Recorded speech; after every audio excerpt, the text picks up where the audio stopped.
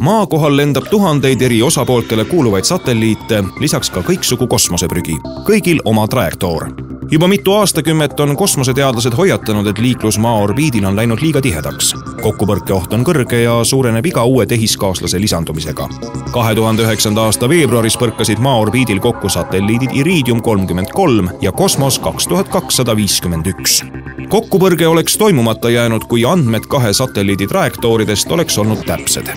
Avaliku info järgi pidid aga satelliidid mööduma üksteisest mitte lähemalt kui pool kilomeetrit.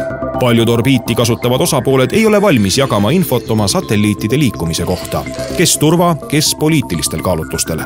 Olukorras, kus uue satelliidi orbiidile saatmine maksab vähemalt $50 miljonit, on turvaline lahendus ohu hindamiseks hädavajalik. Küberneetika on välja töötanud lahenduse, mis aitab satelliidi omanikel oma trajektoore avalikustamata hinnata tõenäosust. Kas mõni satelliit põrkab kokku mõne orbiidil asuva objektiga? Selleks laeb ta oma objektide trajektoorid üles küberneetika loodud süsteemi ShareMind 3 nii, et need on kolmandatele osapooltele kasutamatud. Kuidas see toimib? Vaatame satelliidi trajektoori kui kolmest niidist punutud nööri. Kui see nöör tõmmata lahti, saame 3 eri trajektoori, millest igaüks on vale. Need 3 eri trajektoorid laetakse üles ShareMind 3 süsteemi, kus iga niidijupp asub erineva osapoole serveris. Iga niit on eraldi vaadates kasutamatu, kuid ShareMind oskab kokkupõrkeid ennustada ilma, et peaks niitidest päris trajektoori kokku panema. Nii tagataksegi andmete turvalisus.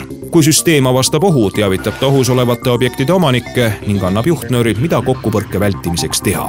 Nii pole ohus orbiidil olevad tehiskaaslased, tundlik info on kaitstud ning satelliidi omanik ei pea oma investeeringu pärast üleliia muretsema.